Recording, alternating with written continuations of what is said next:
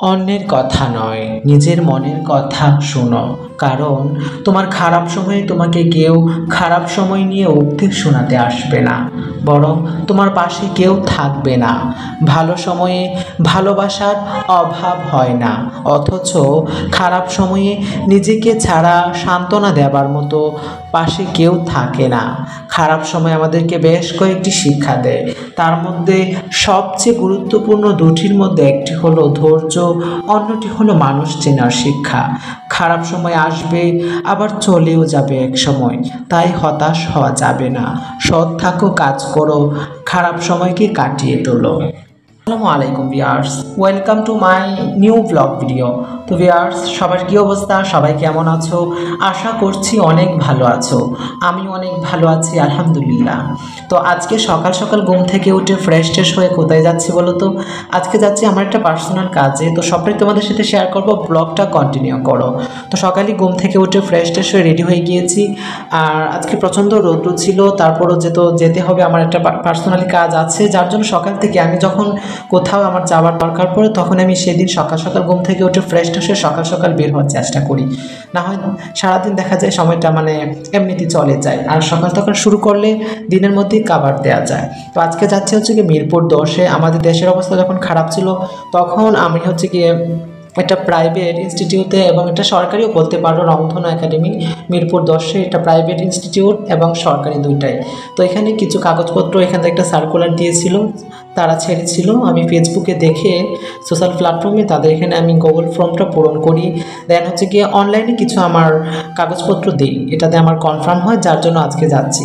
দেন এর মধ্যে হচ্ছে গিয়ে আরেকদিন আমি আসছিলাম, এসে তাদের সঙ্গে কথা বলেছি, তাদের কী কী ফেসিলিটি আছে সব কিছু। আর আমি চাচ্ছি এটা প্রাইভেট ইসে করার জন্য, এটাতে সরকারিও আছে।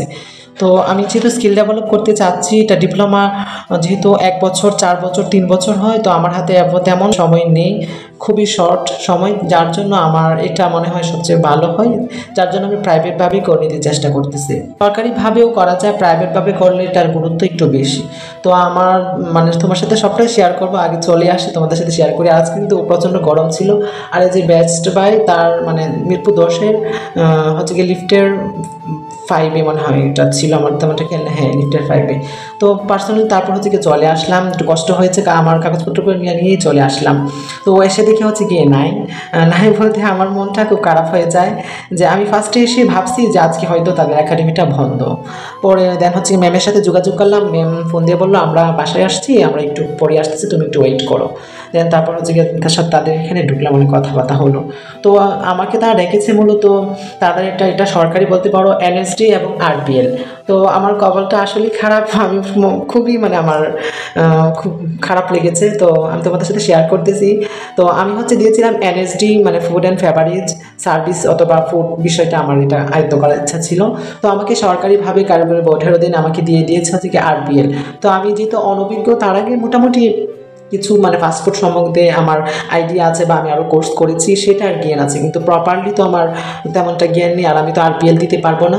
তো তাদের ভুলবশত আমাকে আরপিএলে দিয়ে দেয়, আর আমার আরপিএলটাতে আমার একদম কনফার্ম হয়, আর আমার এনএসডিটা বাতিল হয়ে যায়। তো আমি যেহেতু অনভিজ্ঞ, আমি সেটা তো পারবো না, আর করতেও পারবো না, আমার পরীক্ষাও দিতে পারবো না, কারণ আমি অনভিজ্ঞ। আর তারা ভুলবশত দিয়ে তারা আমাকে দেন সরি বলে যে এটা আমাদের ভুল হয়ে গেছে, আসলে বুঝতে পারি নাই। তো আমার কথা ছিল হচ্ছে কি আমি এনএসডিতে শিখবো, এনএসডিতে হচ্ছে গিয়ে পরীক্ষা দিব সরকারিভাবে, তার সার্টিফিকেট দিবে, আর তারা মূলত আমাকে দিয়ে দিয়েছে আরপিএল, যেটা আমার সঙ্গে পসিবল ছিল না। তো এভাবেই চলে আসলাম, কিছু করার নেই।